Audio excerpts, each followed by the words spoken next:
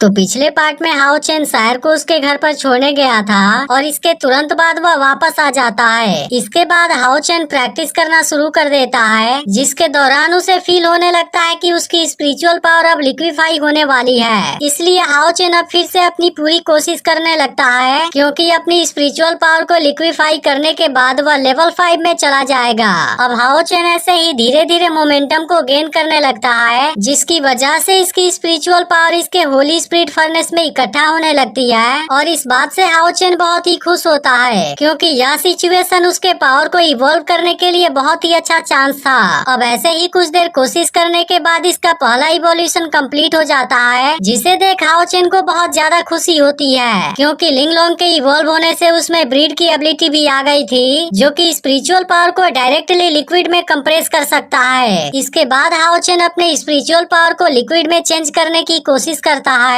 जिसमें वह काफी हद तक कामयाब भी होता है, लेकिन असल में यह अभी भी स्टेबल नहीं हुई थी, जिसकी वजह से वह इसे पूरी तरह से कंट्रोल नहीं कर पाता। इसके बाद हाओ चेन कहने लगता है कि जब Holi spirit furnace spiritual power को लिक्विड में चेंज कर देगी, तब उसकी वजह से मैं लेवल 5 में पहुंच जाऊंगा।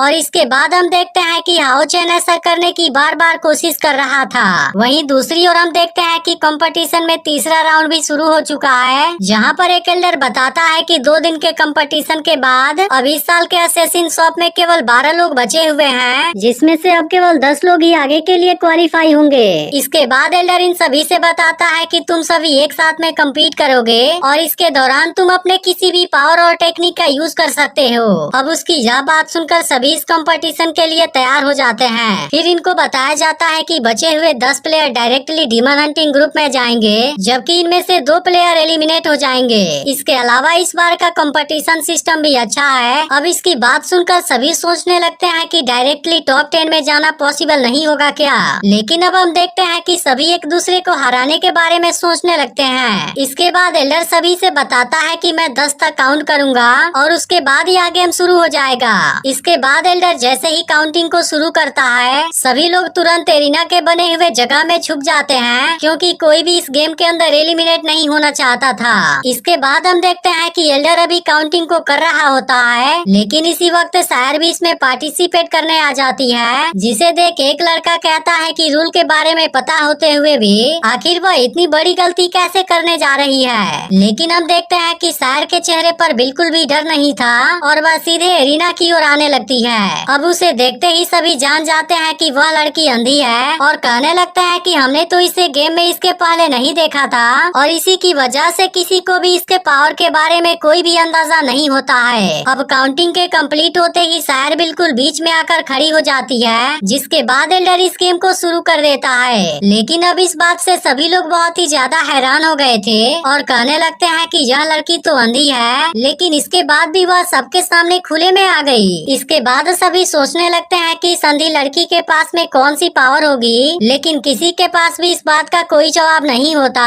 जिसके बाद सभी सोचने लगते हैं कि हमें केवल 2 लोगों को एलिमिनेट करना है, जिसके बाद हम टॉप 10 में चले जाएंगे। इसलिए वह सबसे पहले शायर को एलिमिनेट करने के बारे में सोचने लगते हैं, जिसके बाद से उन्हें केवल एक और प्लेयर को एलिमिनेट करना होगा। इसके बाद ये सभी एक साथ मिलकर शायर पर अटैक करने के लिए रेडी हो जाते हैं, लेकिन हम देखते हैं कि शायर को इस बात से कोई भी फर्क नहीं पड़ रहा था और वो अकेले ही इनका सामना करने के लिए रेडी हो जाती है। अब इसके कुछ ही देर बाद सभी प्लेयर एक साथ शायर पर अटैक करने चले जाते हैं, जिसके बाद शायर भी तुरंत अपने पावर का यूज करती है और इसके बाद वह इनके सामने से गायब हो जाती है। लेकिन इसके बाद वो अपने बहुत से डुप्लीकेट को भी क्रिएट कर देती है, जिसे देखते ही सभी प्लेयर बहुत ज्यादा हैरान हो जाते हैं। अब यह देखते ही सभी प्लेयर फिर से इस पर अटैक करने की कोशिश करते हैं, लेकिन अब शायर अपने सभी डुप्लीकेट की मदद से इनसे एक एक करके लड़ने लगती है और इनमें से हर एक के अटैक को रोकना शुरू कर देती है। अब इनमें से कोई भी शायर के सामने नहीं टिक पाता और वह एक एक करके सभी को जख्मी करना शुरू कर देती है। इसके बाद हम देखते हैं कि शायर अपने शैडो पावर का यूज कर देती है, जिसके बाद यहाँ पर कोई बहुत ही पावरफुल और भयानक फिगर आ जाती है, जो केवल अपने एक अटैक से ही सभी प्लेयर को जख्मी कर देता है। इसके बाद शायर भी नीचे आ जाती है, लेकिन उसने अकेले ही सभी को हरा दिया था, जिस वजह से उसे देख सभी प्लेयर डरने लगते हैं। अब ऐसा करके शायर इस मैच में जीत गई थी, जिसके बाद एल्डर उसे कहता है कि तुम्हें कल रैंकिंग कंपटीशन में भी आना होगा। अब एल्डर के इस बात को सुनने के बाद सायर यहाँ से जाने लगती है, जिसके बाद सभी प्लेयर कहने लगते हैं कि यह लड़की तो बहुत ही ज्यादा खतरनाक है, लेकिन इससे भी ज्यादा खतरनाक इसकी शैडो टेक्निक है। इसके बाद हम देखते हैं कि एक आदमी एल्डर से पूछता है कि क्या ऐसा करना सही है, क्योंकि सायर तो एक रिइंकार्नेशन सेंट है, जिसकी वजह से इस साल के कंपटीशन में कोई भी उसका सामना नहीं कर पाएगा। तब इस बात पर एल्डर कहता है कि वह दूसरों को बचाने के लिए गुस्सा है, जिसकी वजह से मैं उसे रैंकिंग कंपटीशन में नंबर 1 का डिक्लेयर करता हूँ। इसके बाद एल्डर बाकी प्लेयर से कहता है कि तुम सभी का कंपटीशन अभी भी चलेगा, जिसके बाद अब ये सभी प्लेयर एक दूसरे के ऊपर अटैक करना शुरू कर देते हैं, ताकि वह लोग इस कंपटीशन को क्वालिफाई कर सकें। लेकिन इसके बाद हम सायर को देखते हैं, जो कहती है कि इस कंपटीशन में जीत या हार से मुझे कोई फर्क नहीं पड़ता। इसके बाद हम अगले सीन में देखते हैं कि बाकी वॉरियर्स का एक और मैच होने वाला है, जिसमें कि 4 ताकतवर वॉरियर इसमें पार्टिसिपेट करेंगे।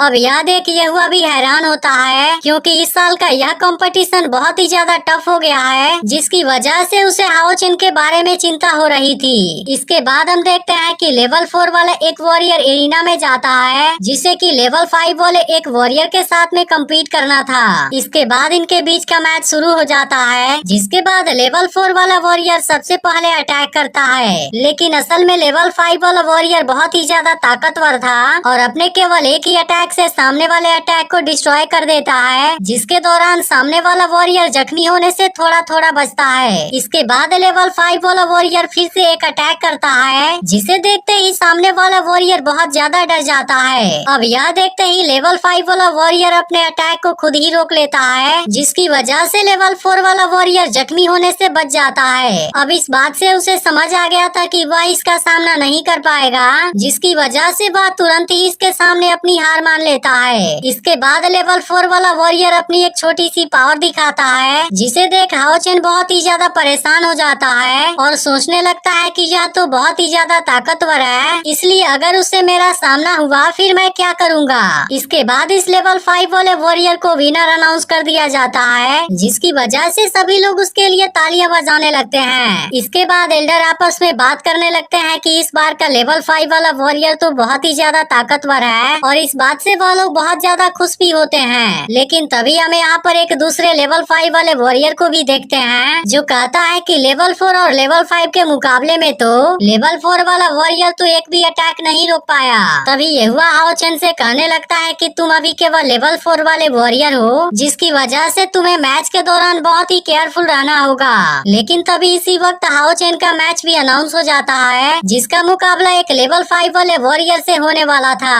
अब इसके बारे में पता चलते ही लिसिन और ये हुआ दोनों परेशान हो जाते हैं, लेकिन इस पर हाओ चेन कहता है कि आपको ज्यादा चिंता करने की जरूरत नहीं है, क्योंकि मैं भी बहुत समय से किसी ताकतवर आदमी को चैलेंज करने के बारे में सोच रहा था। यह देख अब जीता हुआ लेवल 5 वाला वॉरियर कहता है कि मैं भी देखना चाहता हूँ कि तुम किस तरह से इसका सामना कर पाते हो। इसके बाद हाओ चेन और दूसरा वॉरियर भी मैच के लिए रेडी हो जाते हैं, जिसके बाद सीन यहीं पर कट हो जाता है। इसके बाद हमें बताया जाता है कि स्प्लिट फर्नेस के पास में एक स्पेशल एबिलिटी भी होती है, जिसमें 4 से ज्यादा सेक्शन नहीं होने पर वह पूरी तरह एक्टिवेट हो जाती है और इसकी वजह से इसकी फर्टिलिटी बहुत ही ज्यादा बढ़ जाती है। इसलिए जब लिंगलोंग के ओनर का स्पिरिचुअल पावर 2000 पॉइंट से ज्यादा होगा, तब उसके बाद उसमें से उसका बर्थ होगा और इस तरह से सिंग यिन लिंगलोंग का पहला रिवोल्यूशन बाहर आएगा, जो कि सीधे ओनर के स्पिरिचुअल पावर में ट्रांसफर हो जाएगा और उसके कुछ समय के बाद वह लिक्विड स्पिरिट में भी चेंज हो जाएगा, जिसकी वजह से यह कन्वर्जन जैसे ही कंप्लीट हो जाता है, तब इसकी वजह से फर्नेस का ओनर लेवल 5 को ब्रेक थ्रू कर लेता है और इसके बाद वह बिना किसी परेशानी के लेवल 5 में पहुंच जाता है। अब इसके बाद यह एपिसोड यहीं पर एंड हो जाता है। तो अगर यह वीडियो अच्छी लगी हो तो ज्यादा से ज्यादा लाइक करना